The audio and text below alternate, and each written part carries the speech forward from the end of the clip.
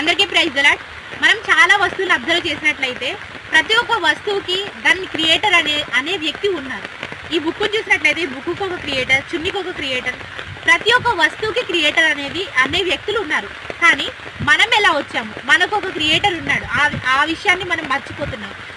మనల్ని చేసింది ప్రభువైన యేసుక్రీస్తు. అదేవిధంగా ప్రతి ఒక్క వస్తువుకి క్రియేటర్ ఉన్నప్పుడు ఈ భూమికి కూడా ఒక క్రియేటర్ ఉన్నాడు. ఆయనే ప్రభువైన యేసుక్రీస్తు. చూసినట్లయితే ఈ అందమైన ప్రపంచం దాని కాలంలో పంటలకు తగ్గట్టు వర్షం కానీ, లేక సూర్యకాంతి కానీ, చంద్రుడు కానీ, నక్షత్రాలు కానీ ప్రతి ఒక్కటి దాని సమయమందు అవి వస్తున్నాయి అంటే ఉత్తగా అయితే రాలేదు కదా. నార్మల్గా ఈ బుక్ చూసినట్లయితే ఈ బుక్ దానికి అదే రాలేదు. దీనికి కొన్ని మెటీరియల్స్ కొన్ని ఇంక్లూడ్ చేసి ఈ బుక్ను రెడీ చేసిరు.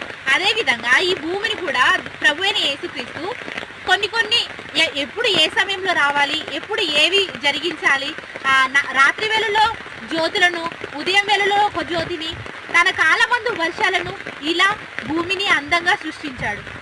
కాబట్టి వీటికి క్రియేటర్ ఉన్నట్టే మనకు కూడా క్రియేటర్ ఉన్నాడు, ఈ భూమికి కూడా క్రియేటర్ ఉన్నాడు.